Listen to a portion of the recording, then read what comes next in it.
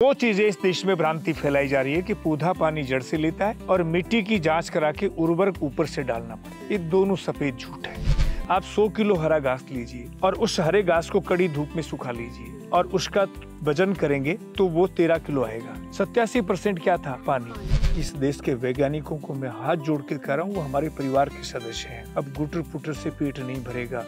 अब किसान और लेब का सीधा संबंध स्थापित होगा। खेती और खलियान केवल देसी गाय से मजबूत होगी। इस देश को देसी गाय समझनी पड़ेगी, नहीं तो न प्रकृति समझ में आएगी और न धरती समझ में आएगी। अब आप देखेंगे मेरे घर की दीवारें पूरे गाय के गोबर से लिपी हुई है। जर्मन और जापान दो देशों के साइंटिस्टों का एक लेटेस्ट रिसर्च है कि स्वाइन फ्लू, मलेरिया, टीबी इसकी सुगंध से ही नहीं होते, गोबर की सुगंध से। तो यहाँ तो किसी को कोविड हुआ ही नहीं होगा? ना, मैं जानता ही नहीं। पूरी टीम भरी हुई थी यहाँ, सैकड़ों लोग, 15-20 लोग जो है पूरे देश भर से 3 यहाँ यहीं रहे। हमने खेला, मस्ती किया, लोग आते थे।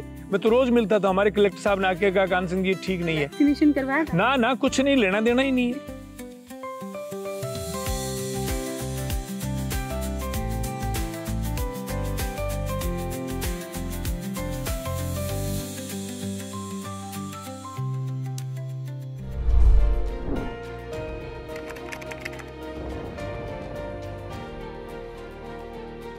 इस समय मैं हूँ राजस्थान के सीकर में। सीकर का एक गांव है कटराथल। कटराथल में 100 बीघा की ऐसी ज़मीन है जहाँ सिर्फ खेती नहीं हो रही, एक पूरी दुनिया बसी है। एक ऐसी दुनिया जहाँ पर प्रकृति का शायद हर रूप मौजूद है। यहाँ झरने हैं, यहाँ गाय है, भेड़ है, बकरी है, खरगोश है, ऊँट है, घोड़े हैं, नंदी है, बैल है, सैकड़ों तरह के पेड़ हैं और इतना कुछ है कि शायद इस इंट्रोडक्शन में मैं सब कुछ समेट ना पाऊँ। इसीलिए जल्दी से समय बिना गवाए स्वागत करूंगी इस पूरी दुनिया को रचने वाले, इसका कॉन्सेप्ट तैयार करने वाले जो किसान हैं, कान सिंह निर्माण, उनका किसान तक पे बहुत बहुत स्वागत है। और ये पूरा जो कॉन्सेप्ट है, मेरा तो सर चकरा गया है थोड़ा सा सुन के कि कैसे डेवलप कर दिया आपने इतना सब कुछ और आइडिया क्या है इसके पीछे। 100 बीघा की ज़मीन में अच्छी खासी ज़मीन है, खेती करके पैसा कमाइए, लेकिन आपने एक ऐसा सेटअप तैयार किया है जिसमें शायद पूरा दिन आपको लगना पड़ता है। जी, इसमें हमारा पूरा परिवार लग रहा है और स्पेशल मैं कहूँ तो इस पूरे सिस्टम में मेरी पत्नी जो है उनका बड़ा योगदान है। वो बहुत कर्मठ गृहिणी है, वो बहुत अच्छी घुड़सवार भी है। अच्छा, घुड़सवार हाँ, भी कैसा भी खतरनाक घोड़ा 2-10 मिनट में सरेंडर कर लेती है। अच्छा। हाँ, और वो 10-10, 12-12 गायों का दोहन दूध भी अपने आप निकाल लेती है। अच्छा। रात को 40 आदमी आ गए तो खाना भी खुद अपने हाथ से ही बना के खिलाती है। हमारे यहाँ रसोई में हमने कोई जो है दूसरा बनाने वाला नहीं रखते। स्पर्श विज्ञान और भाव विज्ञान जो है उसका हम पूरा आनंद देते हैं। यहाँ आने वाले व्यक्ति को ये फील होती है कि मैं मेरे घर में आया हूँ, मैं मेरे परिवार के बीच में आया हूँ। जो परिवार का जो आनंद लोग भूल गए थे, उस आनंद को दिलाने के लिए देश और दुनिया के अनेक देशों से 365 दिन सैकड़ों की संख्या में लोग कतारबद्ध यहाँ आते हैं और पूरे दिन भर यहाँ धमाल मची रहती है। लोग यहाँ से देख करके सीख के जाते हैं और वो मुफ्त है सब। हाँ, मेरा ये मानना है कि लोग पढ़ा हुआ भूल जाएंगे, सुना हुआ भूल जाएंगे, देखा हुआ कभी नहीं भूला जाता। और 87% ज्ञान देखने से आता है और हमने देखने का एक सेंटर बनाया है जिससे लोग अपना जीवन बदल सके। लोग खाना भूल गए, सोना भूल गए, बैठना और उठना भूल गए, हम उनको याद दिलाना चाहते हैं। हम कह रहे हैं कि रोज हवाई जहाज में उड़ो, लेकिन अपनी जड़ें बलवान रखो, पौधों से प्रेरणा लो। पौधे टहनियाँ बदलते हैं, पत्तियां बदलते हैं, रूट्स नहीं बदलते। और मनुष्य रात और दिन रूट्स बदलने में लगा हुआ है, उनको हम रूट्स से जोड़ना चाहते हैं।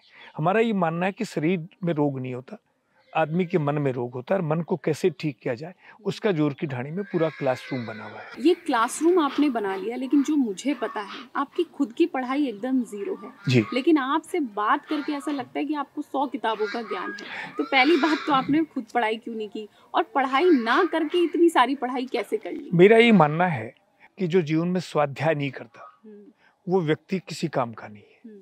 और दूसरा, जिस घर में शास्त्र नहीं है, सहस्त्र नहीं है और शास्त्र नहीं है, साहित्य नहीं है, साहित्य, सहस्त्र और शास्त्र, ये तीनों जिस घर में नहीं है वो धर्मशाला से भी भूंडा है। इसलिए तीनों का मेरे पास में भंडार है, तीनों का संग्रह है।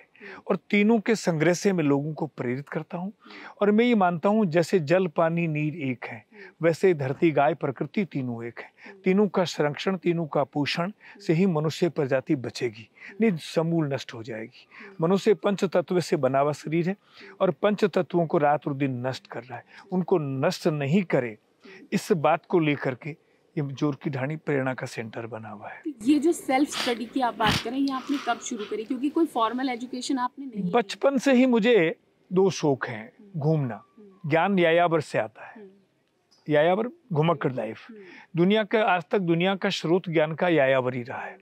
और दूसरा ज्ञान का स्रोत जो है वो स्वाध्याय है, और दोनों में मेरी गहरी रुचि है। मैं दुनिया के किसी भी कोने में, भारत में कहीं भी जाऊं, मैं हवाई जहाज से जाऊं, चाहे मैं ट्रेन से जाऊं, चाहे बस से जाऊं, चाहे मैं कार से जाऊं, मैं आते वक्त वापिस पौधे, पुस्तक और बीज तीनों लेके ही घर में आता हूँ। पुस्तक पढ़ने तक का ज्ञान तो आपने लिया है, हाँ, पढ़ाई तो की। वो तो कोई भी आजकल हमारे यहाँ जैसलमेर में जो रेवड़ चराने वाली बच्चियां फराटे से अंग्रेजी बोलती है, तो सानिध्य का, स्वाध्याय का, ये अध्ययन का फर्क पड़ता है, वो पड़ता रहता है। साक्षर कहना कि साक्षर होते ही वो सब ज्ञान तो अपने आप आता है, और फिर शब्दों से जो है वो आपका जब संवाद होता है तो जहन में उतरते चले जाते हैं। तो जब आप बड़े हो रहे थे, जब आप मतलब बड़े हो रहे थे, उस वक्त परिवार का जो एक आजीविका थी वो क्या थी? खेती या नौकरी वाली? नहीं, कोई नौकरी मेरे परिवार में आज तक, मेरे खानदान में किसी ने सरकारी नौकरी नहीं की, ने प्राइवेट नौकरी की। आज भी हम जो है हमारे आत्मबल पे निर्भर हैं। और जब मैं खेती करते थे? मेरे पिताजी खेत किसान थे। आप भी खेती करने लगे? हाँ, और मैं पूरे देश दुनिया में झंझटों में पढ़ करके फिर आया कि मुझे नेचर में जाना चाहिए। तो हम जब खेत में आके बैठे तो हमारे पास संसाधनों का पूरा अभाव था, और न पानी था न बिजली थी। हम 3 पेड़ों के नीचे आके बैठे, एक के नीचे हम हमारे बच्चे थे, और एक के नीचे हमारी गाय थी, एक के नीचे हमारी घोड़ी थी। ये भक्ति और शक्ति का सानिध्य जो है वो मेरे विकास का स्तंभ है। भक्ति का प्रतीक गाय और शक्ति का प्रतीक घोड़ा है। इन दोनों के बिना मुझे बेचैनी होती है, इसलिए दोनों के सानिध्य में हमारा जीवन चलता है। और ईश्वर ने उसमें पेड़ के नीचे आके बैठे तो कुछ आइडिया आया, या बस एक बार हमने नेचर में आके बैठ गए। दूर से पानी लाते थे, लाइट थी नहीं, दीपक जलाते थे कभी कभार, रोज दीपक भी नहीं जला सकते थे कि तेल कहाँ से लाए। तो ये धीरे धीरे फिर ये पूरा जो सिस्टम है, मैं महात्मा गांधी जी के जीवन से मैंने प्रेरणा ली। वो कहते थे कि कुछ 15-20 किलोमीटर की दायरे से ही घर के निर्माण होना चाहिए। तो हमने अधिकांश 80% इसमें जो मटेरियल लिया है वो लगभग मेरे खेत और आस पड़ोस के काम का लिया है मैंने। तो ये कॉटेज बनाने का आइडिया कैसे आया? कि दुनिया के लोग आए, दुनिया के लोग आकर के एक अनुभव करें। अच्छा। इसमें 2 चीजें हैं, एक तो सकारात्मक ऊर्जा का अनुभव करें, दूसरा परिवार का अनुभव करें, और तीसरा इस गाय का सानिध्य प्राप्त करें, भक्ति और शक्ति के सानिध्य में रहें। तो जो मन बिगड़ रहा है उस मन को ठीक किया जाए। दुनिया में हर चीज का इलाज हो रहा है, इस मन का इलाज नहीं हो रहा है। पहले हमारे आश्रमों में होता था, हमारे जो है गुरुकुलों में होता था, वहां भी सब सीमेंट के घर बन गए हैं, और सीमेंट के घर जो है वो 365 दिन नेगेटिव ऊर्जा छोड़ते हैं। मन में इतना भेद आ गया, पति पत्नी रहते साथ है समाज की मजबूरी से, लेकिन 100 गांठें डाल रखी है। आप बेटे से, इससे बड़ा इस देश का दुर्भाग्य क्या होगा, बेटे से बाप डर के रहता है, और जिस दिन बेटे से बाप डरना चले शुरू कर दे, उस दिन बाप को साइनाइड खा के अपनी लीला खत्म कर लेनी चाहिए। ये हमारी परंपरा नहीं है। आज मेरे बेटे मेरे से हाइट में लंबे हैं, पर मुझे मन में आती है कि गलती की मुर्गा बनाना तो बनाना ही है, अरे वो बनेंगे। कोई सामने बोलने की बात कल्पना में नहीं है, भाई भी सामने बोलने की हिम्मत नहीं करते, बेटों की तो बात ही छोड़। तो ये आप सही मानते हैं? हम क्या कि डर रहे? नहीं, डर नहीं रहे, टोकने की परंपरा रहे, सही लाइन पे लाने की परंपरा। डर किस बात का? डर गलती का रहे कि हमने गलती की है तो कोई सजा देगा हमें। ये डर खत्म हो रहा है, टोकने की बात खत्म हो रही है, इसलिए ही उदंडता आ रही है, और वो गलत है। एक चीज आपने बताई, मैंने देखी यहाँ पूरे फार्म में कि आपने इलायची का पौधा लगाया है, बादाम का है, चंदन है, जो मेरे चंदन के पत्तों में सुगंध आ रही है राजस्थान में। तो और कई कई तरह के प्लांट्स मैंने देखे, हल्दी है, पपीता है। कुछ चीजें जेन्युइन है कि हो सकती है, कुछ चीजें ऐसे लग रहा है कि कैसे लगाई। तो क्या टेक्निक? ये आपके सामने गुलाब है, गुलाब है, और पत्ते पत्ते में गुलाब आए हुए हैं, और नीचे कोई खड्डा नहीं है, देख लीजिए आप जी। ये आपके सामने पोजीशन है, कोई खड्डा नहीं है, कोई खाद नहीं है, और पत्ते पत्ते में गुलाब। तो क्या कॉन्सेप्ट है? बस खाद नहीं है, मतलब आप कह रहे हैं कि कोई खाद पानी कुछ भी नहीं दिया जाता, कुछ नहीं दिया जाता, केवल नमी दी जाती है। नमी कैसे मेंटेन हो, उसके बहुत सारे स्रोत है। पौधा जड़ से केवल नमी लेता है, पानी नहीं लेता। अच्छा। इसके हजारों प्रमाण हैं। ये बड़ा विषय है, कभी आप लंबा रखेंगे तो मैं इसको विस्तार से वैज्ञानिक प्रमाण से इसको पर एक फैक्ट आप बता रहे हैं, पौधा जड़ से दो चीजें इस देश में भ्रांति फैलाई जा रही है कि पौधा पानी जड़ से लेता है और मिट्टी की जांच करा के उर्वरक ऊपर से डालना पड़ता है। ये दोनों सफेद झूठ है। कैसे? थोड़ा सा ब्रीफ में अगर पानी पौधा 98% खुराक बिना किसी मानवीय सहायता के प्रकृति से लेता है। तो वो जड़ ही तो हो सकती है। नहीं, प्रकृति से, क्लाइमेट से लेता है, वातावरण से लेता है, टहनी और पत्तियों से लेता है। अच्छा। जड़ से केवल 1.5% खुराक लेता है। और इसका छोटा सा शॉर्ट मैं समझा देता हूँ। आप 100 किलो हरा घास लीजिए और उस हरे घास को कड़ी धूप में सुखा लीजिए और उसका वजन करेंगे तो वो 13 किलो आएगा। 87% क्या था? पानी। और नेचर का एक नियम है कि जो चीज जहां से आती है उसी जगह जाती है। तो पानी गया कहां पर? वातावरण में, क्योंकि वातावरण से लिया था। और निर्विवाद सत्य है कि 87% पानी लिया, लेकिन ये वैज्ञानिक कहते हैं जड़ से लिया, तो वो पानी जमीन में जाना चाहिए। गया कहाँ? वातावरण में। हमारी बात प्रमाणित होती है कि पानी वातावरण से लिया गया।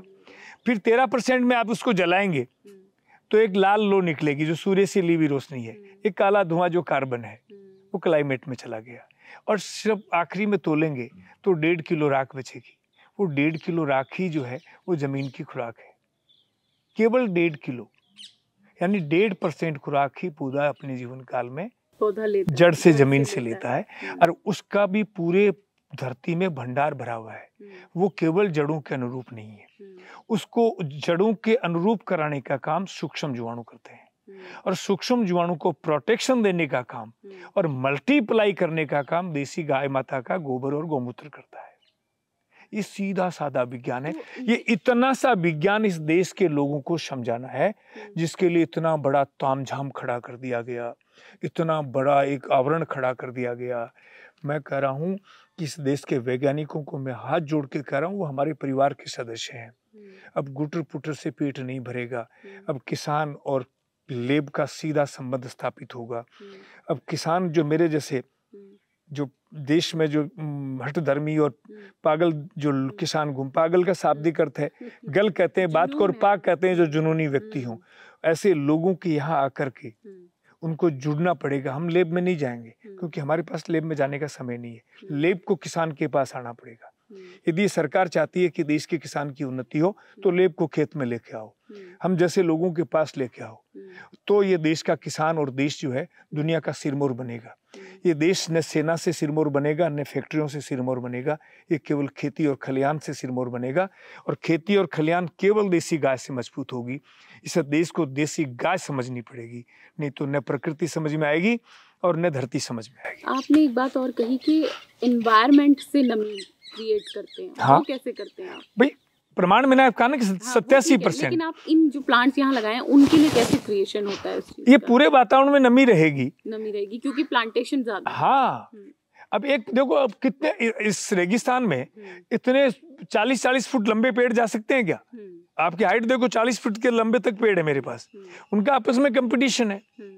और आप मेरे यहाँ एक एक नींबू के पेड़ पे क्विंटलों के हिसाब से नींबू लगे हुए हैं, जिनमें कोई खड्डा, कोई खाद, कोई लोग कह रहे हैं नींबू में वो दो ये दो, कि एक एक नींबू पे क्विंटलों नींबू लगे हुए हैं। कोई खड्डा, कोई खाद, कोई पानी, कुछ भी व्यवस्था नहीं रही है।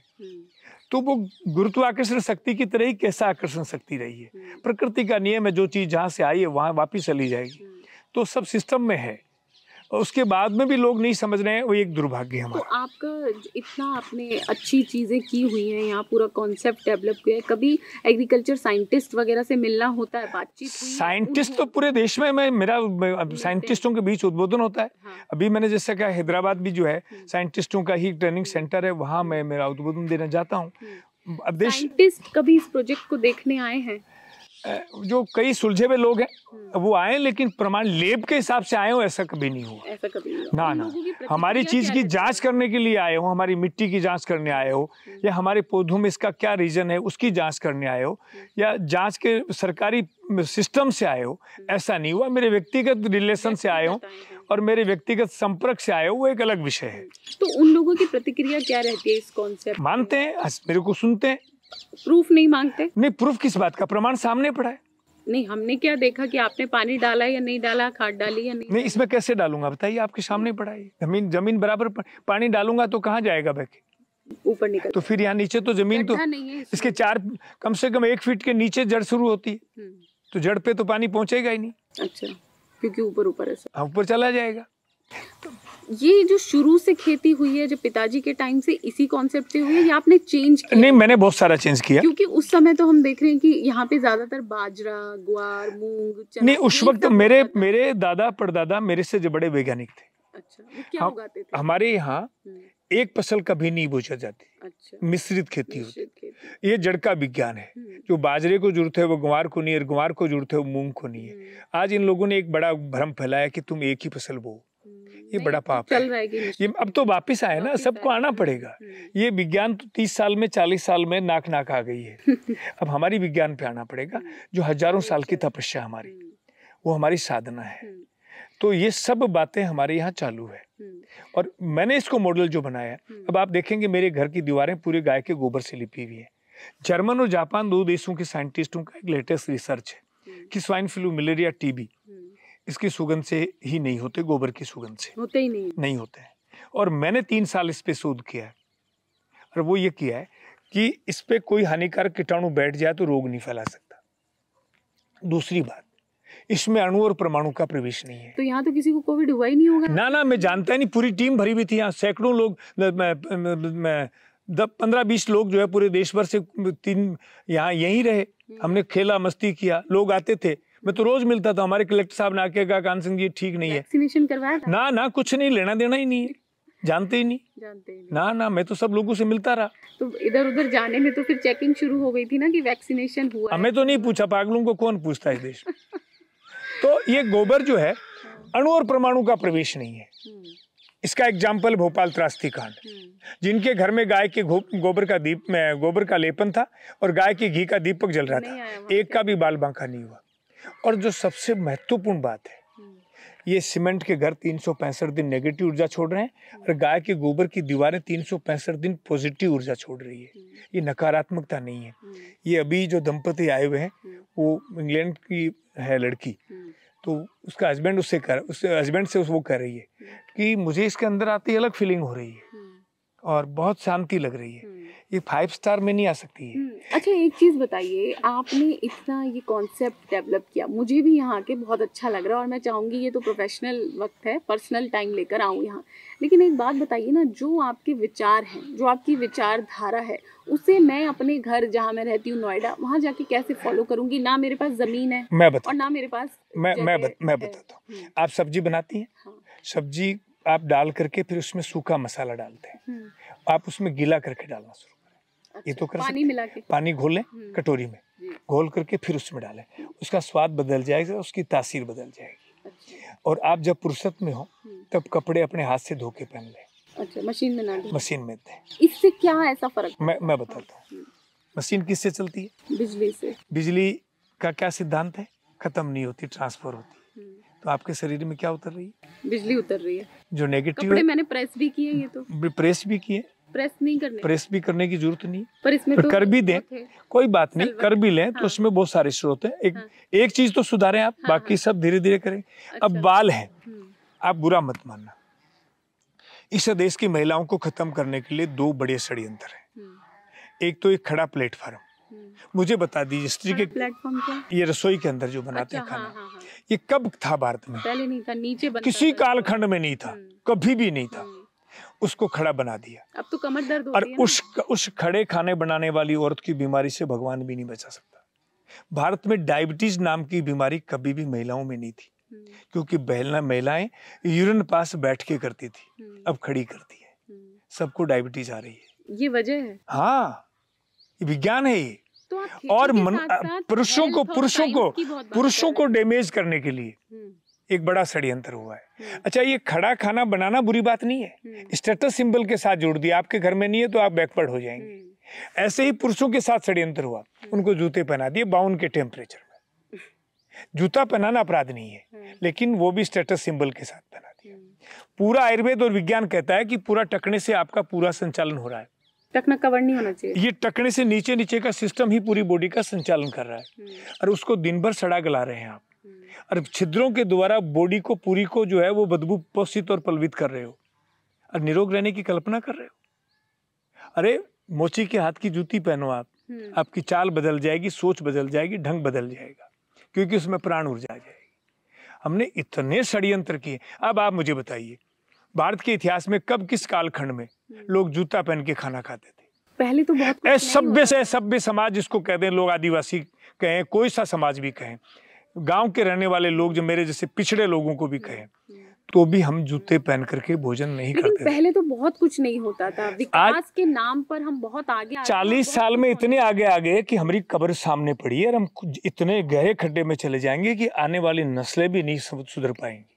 इतने बड़े खड्डे में चले हैं। तो और आधुनिक विज्ञान ने कहना शुरू कर दिया कि हम वापस नहीं लौटे, 10% चांस है वापस लौटने के, यदि नहीं लौटे तो समूल नष्ट हो जाएंगे। अब की बार हम किसी को छोड़ेंगे नहीं, पूरी सृष्टि को खत्म करके जाएंगे, कुछ अवशेष नहीं रहेगा। तो ये बहुत बर्बादी के रास्ते पे चल रहे हैं। कहाँ जाति, पंथ और देश और धर्म की सीमाओं में लोग बैठे हैं, ये तो समूल नष्ट करने के कंगार पे आ गए हैं। इसलिए बहुत विनम्र शब्दों से मेरी देशवासियों से अपील है कि इन मुद्दों से ऊपर उठो, इस पंच तत्वों को बचा लो, नहीं तो ये जाति, पंथ, धर्म सब धरे रह जाएंगे और सब सीमाएं समाप्त हो जाएंगी और ये पूरा सृष्टि खत्म हो जाएगी। कान सिंह जी, आपने बहुत सारी बातें की हैं। मैं आपसे एक किसान के तौर पे मिलने आई थी कि आप एक किसान हैं और एक इंटरेस्टिंग मॉडल है, लेकिन आप हेल्थ की बात कर रहे हैं, साइंस की बात कर रहे हैं और आपके पास इतना ज्ञान है कि शायद मैं उसे समेट ना पाऊँ। लेकिन मैं अगर आपसे पूछूं कि जो बातें आप कह रहे हैं उन्हें बदलना एक तरीके से प्रैक्टिकल तो नहीं दिख रहा, क्योंकि मैं जहाँ से आ रही हूँ वहाँ लोग भाग रहे हैं, बहुत जल्दी नहीं, चाह पैदा नहीं मैडम, चाह पैदा होती है ना। एक सवाल मेरा ये है कि आप किसानों को कहना चाह रहे हैं कि खेती का तरीका बदलें, या इंसानों को कहना चाह रहे हैं कि जीने का तरीका बदलें, या आपको लग रहा है कि दोनों को बदलने का एक हाई टाइम आ गया है? अब मैं आपसे कह रहा हूँ दोनों को बदलना पड़ेगा। अब छोटी छोटी बातें हैं कि हमें रात को सोते वक्त हमारा सिर किस साइड में होना चाहिए, विज्ञान है, ये आडंबर नहीं है। एक दुर्भाग्य हमारा ये है कि हमारे देश में लोगों ने हमारे सनातन के जो सिस्टम था उसको आडंबर, यानी आडंबर और अंधविश्वास दे दिया। मैं तो कह रहा हूँ कि चौराहे पे जो ठीकरी दी जाती है ना, टोटका जो किया जाता है, उसमें भी संपूर्ण विज्ञान है, प्रमाण है मेरे पास में। अच्छा। हाँ, बाल खोलने और बाल बांधने का भी विज्ञान है। आपने जो टिक्की लगा रखी ना, इसकी मैं स्टाइल से बता सकता हूँ कि आपके मन में क्या विचार है, आपका क्या चाल चरित्र है। ये टिक्की 3 जगह ऊपर लग सकती है, बीच में लग सकती है और नीचे भी लग सकती है। उससे आपका पूरा सिस्टम सामने आ जाता है, आपकी सोच सामने आ जाती है। अच्छा। हाँ, पूरा दर्शन शास्त्र है हमारा। फिर मांग कहाँ भरनी चाहिए, कैसे भरनी चाहिए, मांग भरने से विधवा से कोई लेना देना नहीं है, ये विज्ञान है। उस विज्ञान को हमने आडंबर मान लिया, ये दुर्भाग्यपूर्ण स्थिति है। तो उस विज्ञान को तो हम ठीक कर सकते हैं, उसको तो हम समझ सकते हैं। आपके लैब से टेस्ट करना है, उससे टेस्ट करो, मैं इसके लिए मना नहीं करते हैं। हम कह रहे हैं, ये नहीं कह रहे हैं कि आंख मीच के मान लो, लेकिन है उसको प्रमाण से तो मान लो। उसको भी आप नहीं स्वीकार कर रहे हो तो अपराध है ये। तो हम ये चाहते हैं कि आप अपनी जड़ों को संभाल लो। और अगर मैं शहर में रह रही हूँ, मुझ जैसे बहुत सारे लोग, वो कैसे नेचुरल फार्मिंग की तरफ आगे बढ़ सकते हैं, या जो किसान है जिसे एक आप अपने घर में प्रोडक्शन का लोड है कि मुझे इतना देना है तभी मेरा घर चलेगा, आप अपने घर में एक मसाले बांटने का सिलवट्टा रख सकती हैं। हाँ।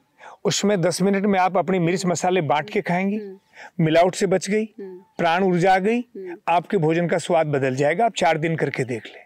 और जो मैं कोई टेक्स्ट तो ले नहीं रहा हूँ। अब 10 मिनट में आप चांद पे जा रही हैं तो 10 मिनट बाद में चले जाना। अच्छा।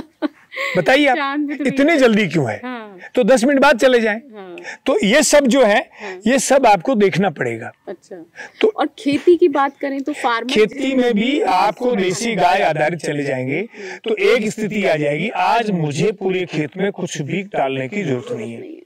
मेरा खेत पूरे केचुए से भर जाता है, मेरे धरती में पानी फट भी जाए तो एक बिलान पानी बह के नहीं जाता है, और जो है वो पानी मेरा पूरा संचय हो जाता है, और वो पूरा का पूरा सिर्फ मेरी देसी गाय पे आधारित काम है। अब मेरे पास गाय है, मेरी गाय जो है अच्छी नस्ल की बछड़ियां देती है, लाख रुपए से नीचे में गाय बेचता नहीं हूँ, तो हर साल मेरी 10-12 बछड़ियां तैयार होती है। और मेरा दूध जो है वो मैं मेरे कुछ घनिष्ठ मित्र उनको देता हूँ। दूध और पूत बेचने में विश्वास नहीं है, लेकिन उनके दबाव में कुछ देता हूँ, बाकी मेरा 2,500 रुपये लीटर, जो गाय मेरी हजारों तरह की जड़ी बूटियां खाती हैं। पूरे बरसात के दिनों में मैं पूरे आधे से ज्यादा खेत खाली रखता हूँ, जिसमें गाय जड़ी बूटियां खाती हैं और वो जड़ी बूटियों से गाय 1 साल भर निरोग रहती है। मेरे घर में वेटनरी डॉक्टर का कभी गेट खोलने का काम नहीं है, और न मैं खुद कभी 25 पैसे की गोली दवाई जानता हूँ। पूरे देश में भ्रमण करता हूँ और पूरे दिन भर सर्दी -5 का टेम्परेचर भी यहाँ होता है और 52 का टेम्परेचर भी हम देखते हैं। दोनों में अटखेलियां करते हैं। और जमीन से खुद अभी आप आए, मैं घास की भरोटी करके आया हूँ और सब्जी के लिए ग्वार की फली तोड़ के लाया हूँ। सुबह 5 बजे से उठ करके 8:30 बजे तक वही चक्कर रहता है। न दिन में सोना जानता हूँ और न कोई बैठना जानता हूँ। दिन भर हम लगे रहते हैं। सब घर वालों को अपना अपना काम है, सबको करना ही पड़ता है। हम ज़्यादा लोगों को बाहर, हमारे साझेदार जो हैं या हमारे साथ सहयोगी जो हैं, वो ज़्यादा लोग नहीं है, सिर्फ 1-2 व्यक्ति हैं। बाकी हम सब परिवार के लोग करते हैं। परिवार के लोगों को सबको कुछ ना कुछ काम रोज करना ही पड़ेगा। वो मस्ती से साथ करें, चाहे वो बोझ बन के करें, लेकिन सब हम जो है मस्ती से करते हैं। और सब अपने बच्चों ने पढ़ाई करके अपने अपने तरीके से, जैसे मैंने कहा कि सब अपने अपने तरीके से चल रहे हैं और यहाँ आते हैं, यहाँ रहते हैं। तो चाहे वो यूके रह रहा है उसको वो आए, चाहे वो साउथ अफ्रीका रह रहा है वो आए, उनको ये सिस्टम में, ढांचा में, उस काम में करना ही पड़ता है।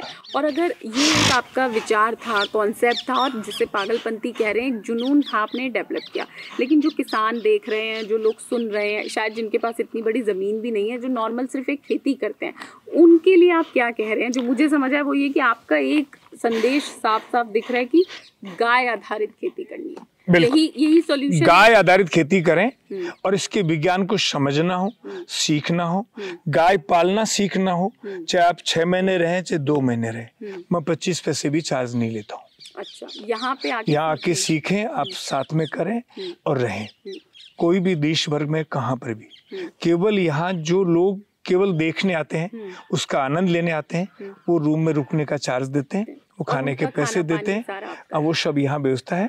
वो जितने चाहें, दुनिया के अनेक देशों से, पूरे भारत भर से लोग आते हैं। वो यहाँ कोई 5 दिन रुकता है, कोई 7 दिन रुकता है, कोई 2 दिन रुकता है, उसका अलग है। बाकी किसान और गाय पालना सीखना चाहता है, खेती करना चाहता है, उससे मेरा, क्योंकि वो मेरा ही मानना है। मेरे यहाँ गेट में कोई व्यक्ति आता है, उससे मैं जात नहीं पूछता हूँ, मैं उससे पूछता हूँ कि तू जानता क्या है। यदि वो गाय पालता है और खेती करता है, खेती जानता है, तो चाहे पाकिस्तान का कोई मौलवी भी है तो मेरी जात का है। बड़ी बात कही आपने। हाँ, मेरी और उसकी एक ही जात है, क्योंकि हमारे यहाँ जात से अर्थ होता है तू जानता क्या है, और जो एक जैसा जानते हैं वो एक ही जात के लोग होते हैं। तो इतनी गहरी और इतनी बड़ी बात, और जिस इंसान से मैंने बात की उसकी आप एजुकेशन पूछेंगे तो कोई सर्टिफिकेट नहीं निकलेगा, लेकिन जो बातें मुझे समझ आई, शायद एक उम्र भर का ज्ञान था कि जात नहीं पूछनी चाहिए। बहुत पुराना कबीर जी ने दोहा कह दिया, लेकिन एक नए सिरे से इन्होंने बताया कि जात का मतलब कि आप जानते क्या हो, और अगर आप वही जानते हो तो मैं जानता हूँ, तो हम एक ही जात के हैं। तो बहुत सारी बातें हैं। किसानों के लिए संदेश और एक मैसेज जो निकल रहा है, जो सीखने वाली बात ये है, वो ये है कि नेचुरल फार्मिंग की तरफ आना चाहिए। बहुत ज़रूरी है एनवायरनमेंट के लिए, इंसान के लिए और किसान के लिए, गौ आधारित खेती। और जो लोग हमें देख रहे हैं, जो सिर्फ सीखना, समझना चाहते हैं और खुद को हील करना चाहते हैं, उनके लिए बहुत ज़रूरी है कि वो पुरानी पद्धतियों की तरफ लौटे। छोटे छोटे टिप्स कान सिंह जी ने दिए हैं, उनके बारे में आप इस वीडियो को फास्ट फॉरवर्ड करके, रिवाइंड करके देख सकते हैं, जान सकते हैं और अपने जीवन में अपना भी सकते हैं। इस पॉडकास्ट में फिर आपके साथ मुलाकात होगी। मेरे साथ होंगी एक नई हस्ती और हम बात करेंगे उनसे जुड़ी, उनकी कहानी से जुड़ी, उनकी किसानी से जुड़ी।